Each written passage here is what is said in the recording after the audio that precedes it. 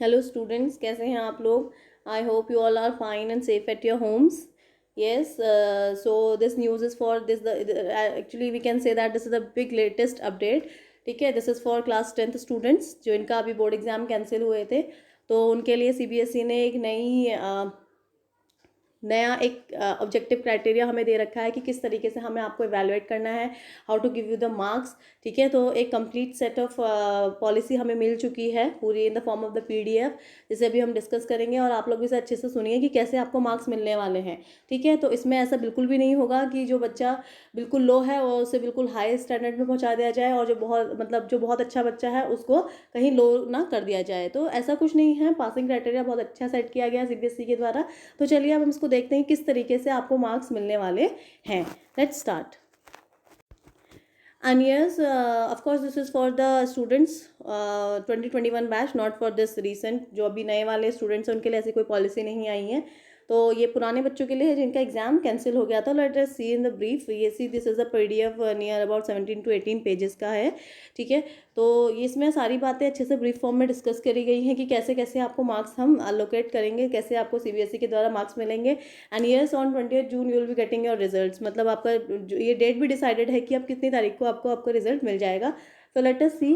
And देखिए कि सबसे पहली बात इन्होंने सबसे फर्स्ट पॉइंट तो यही बोला है कि जो आपका क्लास 10th का रिजल्ट है वो ऑब्जेक्टिव क्राइटेरियन ये which is been decided by the board, इसके अकॉर्डिंगली ही इस आपका रिजल्ट जो है वो सेट किया जाएगा. ठीक है, नेक्स्ट है इसमें आपका कि अगर कोई कैंडिडेट इससे सेटिस्फाई नहीं है, the second point is saying that if you are not satisfied तो आपको एक अपॉर्चुनिटी मिलेगी एग्जाम देने की. आपका बोर्ड एग्जाम बाद में अगर कंडीशन सब वेल एंड गुड होती हैं कोविड की, क्योंकि इस टाइम पे बहुत ज़्यादा इतना हो गया है ये कि कोई ऐसी पॉसिबिलिटी नहीं है. और मेरे ख्याल से ऐसे किसी को ज़रूरत नहीं पड़ेगी कि एग्ज़ाम में उसको मार्क्स का सेटिस्फिकेशन नहीं मिलेगा, क्योंकि सीबीएसई पहले ही अच्छे मार्क्स देती है और उसके बाद जो अभी ये सेट ऑफ पॉलिसी ने दी है तो उससे भी सभी को सही मार्क्स मिलेंगे. और ये बिल्कुल भी नहीं किया जाएगा, अनबायस्ड रिजल्ट बिल्कुल नहीं होगा कि आपको किसी को बहुत अच्छे मार्क्स हम दे रहे हैं और किसी को बहुत बेकार मार्क्स मिल रहे हैं. सबको इक्वल मार्क्स मिलेंगे, जो जिस लेवल का है उसको उसी हिसाब से मार्क्स मिले जाएंगे. तो यही सेकंड पॉइंट बोलता है कि यहाँ पे अगर कोई कैंडिडेट सेटिस्फाई नहीं है तो उसको एक अपॉर्चुनिटी मिलेगी टू सिट एन एग्जाम, और फिर वो जब कंडीशंस वेल एंड गुड हो जाएंगी तो वो तब आपका एग्जाम को दे सकता है. See these are the challenges before us in this pandemic situation. कोई भी आपका जो आपको रिजल्ट हमें मिलेगा, आप ये इतना बहुत बड़ा टास्क है. अगर देखा जाए तो कम्प्लीटली अपने आप में बहुत बड़ा टास्क है आपको एक अनबायस्ड रिजल्ट देना और फेयर रिजल्ट आपके पास में हमें देने के लिए. सो इसमें आपका जो है बेसिकली सब स्कूल का ही काम है, जो अभी हम देखते हैं कि किस तरीके से स्कूल्स भी आगे को काम करेंगे. ठीक है, so this is the objective of policy कि आपका जो मतलब कि रिजल्ट जो है अनबायस्ड होना चाहिए, ट्रांसपेरेंट होना चाहिए. कुछ ऐसा नहीं है, वही चीज़ मैं आपको बार बार बोल रही हूँ कि कुछ ऐसा नहीं है कि आप एक जो बिल्कुल लो लेवल स्टैंडर्ड का बच्चा है उसे बहुत अच्छा मार्क्स मिल रहा है और जो बहुत अच्छा बच्चा है उसका कम हो रहा है, या फिर उसके लेवल का मार्क्स नहीं मिल रहा जितना उसको मिलना चाहिए था. तो बेसिकली इनका मेन ऑब्जेक्टिव यही है इसी पॉलिसी का कि हमें आपके रिजल्ट में इवैल्यूएशन, नेमली रिलायबिलिटी, ये सारी टास्क आपके हैं. Reliability, fairness, flexibility and validity should be followed, ये रूल्स हैं. तो इस तरीके से this is the objective of the policy. Now moving to the next is basically for you is this. See main आपके लिए स्टूडेंट्स ये है procedure for assessment of the student, कि कैसे आपका असेसमेंट किया जाएगा, कैसे आपको इवैल्यूएट किया जाएगा. ठीक है, तो सी सबसे पहली बात तो है कि जो आपका पेपर जो होता है बेसिकली 100 मार्क्स का होता है, और इस 100 मार्क्स में से जो 20 मार्क्स हैं वो इंटरनल मार्क्स होते हैं जो कि टीचर के द्वारा दिए जाएंगे. और आई गेस लगभग वो सारे टीचर्स आपको कम्प्लीटली फुली हर बार ही मिलते हैं और वो अभी भी आपका यही होगा. तो 20 marks are from the internal assessment and rest about this 80 marks जो कि बोर्ड के द्वारा आपको पिछले बार तक मिलते थे, उसका क्राइटेरिया भी इन्होंने यहाँ पे एक्सप्लेन किया कि किस तरीके से आपको मार्क्स मिलेंगे. सी आपके जो 80 मार्क्स हैं वो आपके असेसमेंट पे या आपके जो पुराने प्री बोर्ड्स हुए हैं उस पे रिलेटेड आपके मार्क्स मिल जाएंगे. इसी से ही आपका डिसाइड किया जाएगा इस 80 मार्क्स का भी क्राइटेरिया. तो ये नीचे यहाँ पे दिखाया हुआ है कुछ इस तरीके से कि किस तरीके से आपके 80 मार्क्स को हम डिसाइड करते हैं.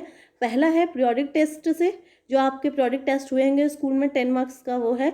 सेकेंडली आपके हाफ ईयरली या मिड टर्म एग्जाम जब हुए थे तो उसमें से आपके 30 मार्क्स हमें लेने हैं। अब हो सकता है कि हम 30% लें या किस तरीके से ले रहे हैं वो डिपेंड करेगा, ठीक है। अभी सारी बातें अब आपके स्कूल्स वाले डिसाइड करेंगे। और लास्ट है आपके प्री बोर्ड एग्जामिनेशन जिसमें आपने परफॉर्म किया होगा, उसमें से आपके 40 मार्क्स उसमें से लिए जाएंगे। अब हो सकता है कि किसी स्कूल्स में आपने देखा होगा कि कहीं पर एक से ज़्यादा एग्जाम हो रहे हैं, अगर आपके 3 प्री बोर्ड एग्जाम्स हुए तो उसमें आपको कैसे 40 मार्क्स में से लिया जाएगा, आपका बहुत बेस्ट है उसमें से लिया जाएगा किसी दूसरे में से। तो अगर आपके in case for example if school has conducted 2 और 3 प्री बोर्ड्स तो वो उसका एवरेज लेकर के ही आपको मार्क्स एलोकेट करेंगे, ठीक है। तो बेसिकली यहाँ पे कोई पार्शलिटी नहीं होगी, आप लोगों के मार्क्स वही होंगे जो आपने अभी तक स्कूल में परफॉर्म किया है।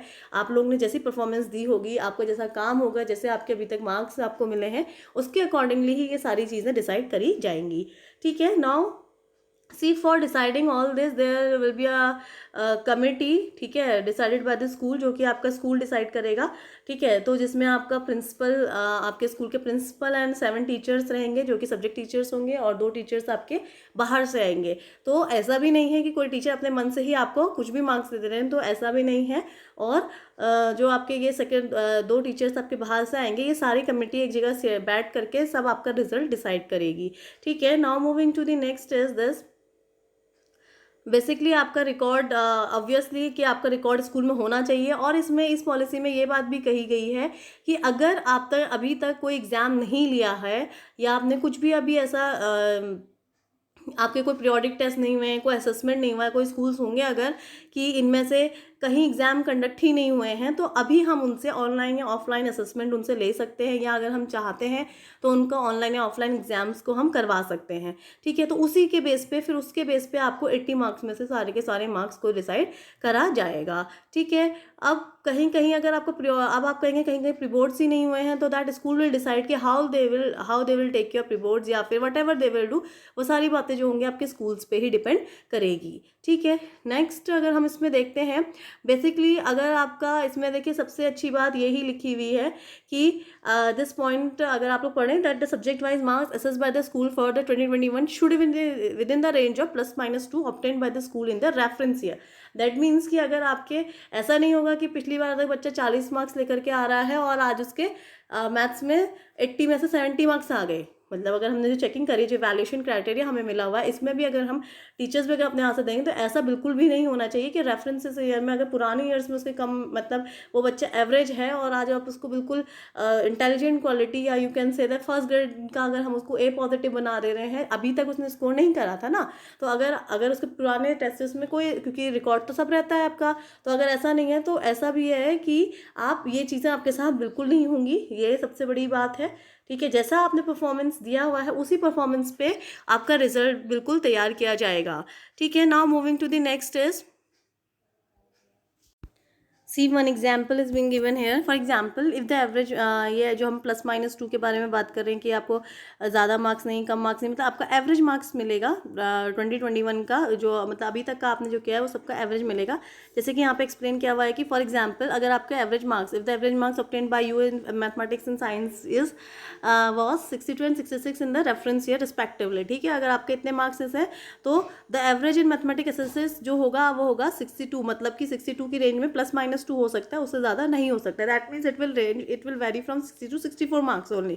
एंड फॉर साइंस आपका अगर 66 है तो इट मीन्स 60 वही 60 से 65 के बीच में, ये नहीं सॉरी 63 से 67 के बीच में आपका आगे को पीछे वेरी कर सकता है। तो ये सब है आपकी सब्जेक्ट वाइज वेरिएशन अलाउड होगी, लेकिन मेन टोटल और एवरेज होगा वो एक्सीड नहीं करना चाहिए। तो ये बेसिकली क्राइटेरिया इन्होंने सेट कर रखा है। और इसी बात में ये बात भी बोली गई है कि ये चेक किया जाएगा कि whether school is following this policy और नॉट। अगर इस तरीके से उन्होंने कॉपी चेक नहीं है, आपका इस तरीके से रिजल्ट नहीं बना है, तो they will not upload the marks on the boards portal, ठीक है। तो स्कूल अलाउ ही नहीं कर, मतलब स्कूल को ही परमिशन नहीं मिलेगी कि वो अपना बोर्ड पोर्टल पे आपका रिजल्ट को अपलोड कर दे, ठीक है। तो बेसिकली और आपके रिकॉर्ड सब सेफ रहेंगे या संभाल के, मतलब हमारे पास भी होने चाहिए, टीचर्स के पास होने चाहिए, स्कूल्स के पास आपके रिकॉर्ड्स होने चाहिए। अगर किसी स्कूल्स ने अभी तक कोई एग्ज़ाम नहीं करवाया है तो वो डेफिनेटली आप लोगों से एग्ज़ाम के फॉर्म में कुछ असेसमेंट आपको दे देंगे, या हो सकता है कि कुछ 10-20 मार्क्स का आपको ही ऐसे कुछ एग्ज़ाम करवा दें ऑनलाइन मोड में, क्योंकि ऑफलाइन तो बिल्कुल पॉसिबल नहीं है इस टाइम पे। तो कुछ इस तरीके तरीके से होगा ताकि that they can keep that record, क्योंकि कभी भी ये वेरिफिकेशंस के लिए सीबीएसई टीम विल विजिट और उसके बाद वो चेक करेगी कि स्कूल ने ये पॉलिसी फॉलो करा है, स्कूल ने क्राइटेरिया फॉलो करा है नहीं. So for that school should also have the details.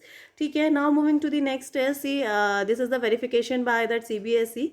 And yes, once the data is uploaded, ठीक है, जब आपने इंटरनल एक्सटर्नल आप स्कूल्स के द्वारा आपको मिल चुका होगा तो ऐसी कोई कंडीशन नहीं होगी, there will be no request for the correction of marks कि मैम मेरा इतना था या फिर ऐसा कुछ था. Yes, but for the students who is not satisfied with the marks, they can appear in the exam if all the conditions gets very well. ठीक है, तो उस कंडीशन में आपको डेफिनेटली एग्जाम में बैठने को मिलेगा, but after that no correction will be there. अगर आपको एक बारी, ये टीचर्स के लिए है बेसिकली, अगर कुछ स्कूल्स के लिए टीचर्स के लिए है बेसिकली ये वाला पॉइंट कि अगर कुछ गलती से उनसे अपलोड हो जाता है तो there will be no such kind of request, उनकी को एक्सेप्ट करी जाएगी कि दे हैव डन रॉन्ग. ठीक है, तो इसीलिए बहुत अच्छे से स्कूल्स की भी बहुत ज़्यादा रिस्पॉन्सिबिलिटी अब आ गई है. अभी तक तो सिर्फ सीबीएसई टीम थी तो वहाँ पे आपका हर चीज़ बटी हुई थी तो वो लोग अपने हिसाब से करते थे, बट दिस टाइम अगर हर किसी स्कूल्स को भी बहुत ज़्यादा ध्यान देना है क्योंकि ये सबकी ही रिस्पॉन्सिबिलिटी अब आ चुकी है. ठीक है. Now moving to the next is candidate if not appeared in any assessment. अगर ऐसा है कहीं किसी स्कूल्स में है, अगैन आई टोल्ड यू ना दैट कि if you have not appeared, कि कोई बच्चा बोल रहा होगा कि हमारे वहाँ तो यूनिट टेस्ट ही नहीं हुआ, कभी कोई टेस्ट नहीं लिया गया, या फिर कभी ऐसा हो सकता है कोई आपको प्रोजेक्ट वर्क नहीं दिया गया, होमवर्क नहीं करवाया गया, या फिर कुछ भी ऐसा जिससे हम आपको असेस कर सकें, तो वो चीज़ अगर नहीं हुई है तो yes, teachers have the right कि that they can take 1-on-1 means telephonic और ऑफलाइन. टेलीफोनिक आपका असेसमेंट हो जाए या रिकॉर्ड डॉक्यूमेंट, जो डॉक्यूमेंट्स रिकॉर्ड में, यानी कि कोई प्रोजेक्ट वर्क कुछ भी आपको ऐसा दे दिया जाए जिसकी वजह से आपको मार्क्स हम दे सकें. तो बेसिकली ये सारी चीज़ें बोली हैं उन्होंने. और लास्ट में देखिए इसमें बोला है कि अगर वही 5 मेजर सब्जेक्ट्स हैं जिसमें से आपका बेस्ट होगा वो आपके उसके मार्क्स चढ़ेंगे, ये तो ऑलरेडी है decide. Yes, very important, grace. अगर कोई बच्चा बहुत लो लेवल है और वो ना सोचे कि हमें पास ही नहीं होगा, तो ऐसा कुछ नहीं है. यहाँ पे सभी सारे बच्चे लगभग सबको पास कर दिया जाएगा. बस हाँ, ये है कि अगर आप सेटिस्फाइड नहीं है तो you can sit in the exams. ठीक है, जब सिचुएशन सब नॉर्मल हो जाए.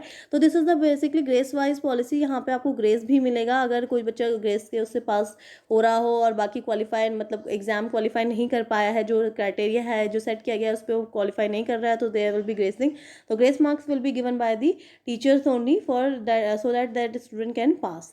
ठीक है. So this is the basically the policy. और येस, उसके बाद भी अगर कोई पास नहीं होता है तो ये यहाँ पे एक पॉलिसी और है कि वो कंपार्टमेंट एग्ज़ाम देगा और उसी के बाद उसका जो क्वालिफाई एग्ज़ाम वो करेगा फिर देखा जाएगा, तो उसके मार्क्स भी अब बाद में सीबीएसई पोर्टल, और इसके लिए फिर मेरे ख्याल से बाद में आपका बताया जाएगा. फिलहाल तो अभी यही है कंपार्टमेंट. हम सारे स्कूल्स में कोई नहीं चाहेगा कि बच्चे कंपार्टमेंट आ जाए. मुझे ऐसा लगता है कि सारे ही बच्चे पास इसमें हो ही जाएंगे. ठीक है. Now C this is the permission. Yes, अगर आपकी परमिशन तो है ही, क्योंकि अब आप लोग 10th से 11th में जा चुके हैं और आपकी पढ़ाई भी स्टार्ट हो ही चुकी है मोस्ट ऑफ द स्कूल्स में. तो अगर सपोज़ अगर आप नहीं पास होते हैं तो इसके लिए ये क्राइटेरिया इन्होंने बोला है कि अगर बच्चा पास नहीं भी हो रहा है तो आप उसको टिल कंपार्टमेंट के रिजल्ट आने तक वो अपनी 11th क्लास की स्ट्रीम को कंटिन्यू रखेगा. ठीक है. फिर this is the policy for review evaluation and verification whatever it is. ठीक है. Then next, moving to the next is this, see for you there are some dates which I would like to discuss with you. See, yes, as I told you that committee will be formed. तो ये committee के लिए यहाँ पे हमें rules बताए गए हैं कि किस तरीके से क्या क्या चीज़ें होंगी करके. This is for the teachers only, not for you. So see there is one set of dates which I would like to discuss with you कि कब आपका, yes, this is the date basically. See, this is the formation of the result committee. That means who will decide your result, how कैसे आपका काम होना है. तो teachers, principal and then 2 other teachers which will be from the outside, किसी other schools के होंगे. तो that will be formed on the 5th May of 21 and after this all, see, last finalization of the result by school is on the 25th May and last this submission of marks to CBS is on the 5th June and at very last, see, जिसका आपको अभी तक इंतज़ार था, और that is on this is on the number 10. That means the declaration of the result, that is on the 20 June. That means by 20th June you will have your results. ठीक है students. So this is the basic policy जो उन्होंने और एक criteria set कर करके निकाला हुआ है. आप लोग भी चाहें तो इस पूरे PDF को CBSE की वेबसाइट पे जा करके पढ़ सकते हैं कि किस तरीके से उन्होंने सारी चीज़ों को सेट किया हुआ है. तो यस स्टूडेंट्स, मेरे ख्याल से अभी तक की हिस्ट्री में सबसे बड़ा ये चेंज है, क्योंकि आप जनरेशन टू जनरेशन देखेंगे, हर किसी ने वोट दिया हुआ है और आप वोट के स्टूडेंट्स नहीं हैं। और देखिए, आपके लिए इतना अच्छा कोरोना ने बस आपके लिए ही कुछ अच्छा किया है कि वो है कि कुछ ये उन बच्चों के लिए अच्छा है जिन बच्चों ने पढ़ाई नहीं करी है, और जिन्होंने पढ़ाई करी है ऑफ कोर्स वो अपसेट होंगे, इस क्राइटेरिया से भी वो सेटिस्फाई नहीं होंगे। तो उनके लिए भी बोर्ड ने सोचा है कि that they can sit the exam, और अपना एग्जाम को अच्छा क्वालिफाई वो कर सकते हैं if they are not satisfied. तो yes student, share with the maximum peoples and maximum friends of yours, so that सभी को इसके बारे में अच्छे डिटेल में पता चले कि किस तरीके से आपको मार्क्स यहाँ पे मिलने वाले हैं और कैसे आप इसमें पास होने वाले हैं। तो student, yes, share it maximum, and all the best, good luck for your result. Thank you.